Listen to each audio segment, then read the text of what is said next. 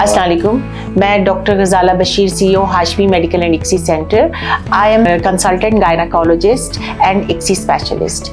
हमारे पास जो पेशेंट्स आते हैं उनमें सबसे ज़्यादा मिथ ये होती है कि बहुत से लोगों को ये समझ नहीं आती कि विजाइनल डिस्चार्ज जो है वो किस तरह का है और क्या ये इन्फेक्शन है या नॉर्मल विजाइनल डिस्चार्ज है।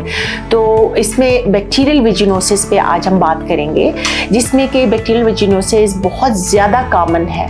लोगों को अवेयरनेस नहीं है कि वो कितना कॉमन है। ये 1 in 3 वुमेन में होता है ये इन्फेक्शन, और ये अबाउट USA में 29% लोगों में, फीमेल्स में बैक्टीरियल विजिनोसिस पाया जाता है।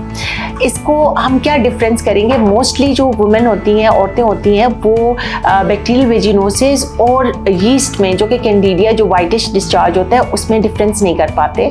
बैक्टीरियल वेजिनोसिस उससे इस तरह डिफरेंट होता है कि अगर फीमेल को डिस्चार्ज जो आ रहा है वो वाइटिश है, ग्रेश वाइट है, थिन है और उसमें फिशी स्मेल आ रही है, फिशी लाइक ऑर्डर आ रहा है, स्मेल आ रही है, तो उसको हम बैक्टीरियल वेजिनोसिस कहते हैं। यही डिफरेंस होता है। और जो यीस्ट होता है वो ज़्यादा थिक होता है, कर्डी होता है और उसमें स्मेल एज सच नहीं होती, लेकिन इचिंग बहुत होती है। इसमें इचिंग नहीं होती है, उसमें इचिंग बहुत ज़्यादा होती है। और ये होता क्यों है? ये इसलिए होता है क्योंकि नॉर्मल फ्लोरा जो हमारा है, जो कि एक इकोसिस्टम में जो एरिया है, उसमें ऑलरेडी बैक्टीरिया ये सब कुछ पड़ा है, बट वो एक नॉर्मल डोमेंट स्टेज पे पड़े होते हैं और वो pH जो होता है उसको मेंटेन किया जाता है। जैसे नॉर्मल pH जो विजाइना का है दैट इज एसिडिक, 3.5 to 4.5 तक pH होता है और वो एसिडिक होता है और उसको मेंटेन करना होता है। अब ये है कि इसमें ओवर ग्रोथ ऑफ बैड जो बैक्टीरिया, इसमें सारे बैक्टीरिया पड़े होते हैं, बट बैड बैक्टीरिया ज़्यादा ओवर ग्रो कर जाता है, जिसकी वजह से पेशेंट को ये बैक्टीरियल वेजिनोसिस स्टार्ट हो जाता है। उसके लिए करना क्या चाहिए कि वजह क्या हो सकती है? तो इसमें हम सबसे पहले तो उसको डायग्नोज हमें करना चाहिए कि डायग्नोसिस इसकी किस तरह करनी है। कि अगर pH 4.5 से ज़्यादा हो गया तो इट मीन्स कि वो अल्कलाइन की तरफ आ गया है और इसमें इसके अलावा फिशी ऑर्डर है, thin greyish grey white colour का डिस्चार्ज हो रहा है, और अगर माइक्रोस्कोपिकली देखा जाए तो उसमें क्लू सेल्स नज़र आते हैं। तो ये डायग्नोस्टिक क्राइटेरिया होता है, जो कि एमसेल डायग्नोस्टिक क्राइटेरिया इसको कहते हैं।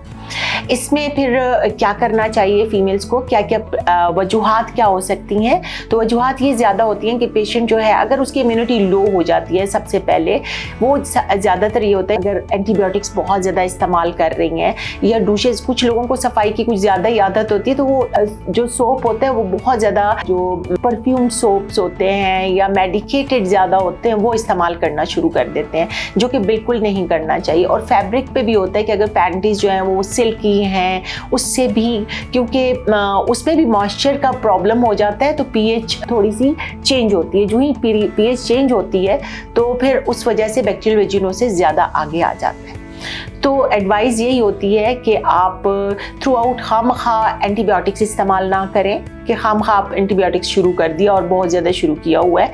इसी तरह आपने सोप कोई एज सच इस तरह डेली इस्तेमाल नहीं करना, और डूशेस नहीं करने, और आपने अपनी सेहत का ख्याल रखना है, अपनी इम्यूनिटी को इम्प्रूव करना है।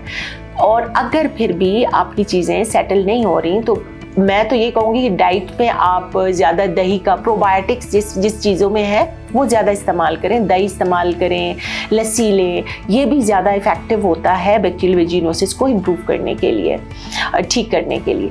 और अगर ये इस तरह का आपको नहीं होता तो then you can go for medical consultation. तो आप किसी भी गायनाकोलॉजिस्ट के पास जाए और फिर उसका प्रॉपरली इलाज करें, और स्टार्ट में ही उसका इलाज कर लेना चाहिए। बैक्टीरियल वेजिनोसिस की जो रिस्क हैं, कि रिस्क क्या हैं, क्यों हम इसको इलाज हमें कर लेना चाहिए? क्योंकि दिस इज़ लाइक रिस्क में PID, pelvic inflammatory disease, STIs आ जाती हैं, और साथ प्रेगनेंसी की कॉम्प्लिकेशंस भी आ जाती हैं। उसमें प्रीमेच्योर लेबर हो सकता है। One of the cause of premature labour is bacterial vaginosis, और साथ इनफर्टिलिटी हो सकती है, जो कि हमें इतना अब रिसेंटली जो इतने रिसर्च हुई है उसमें ज़्यादा ये है कि जिन पेशेंट्स को बैक्टीरियल वेजिनोसिस होता है उनमें फर्टिलिटी के चांसेस कम हो जाते हैं।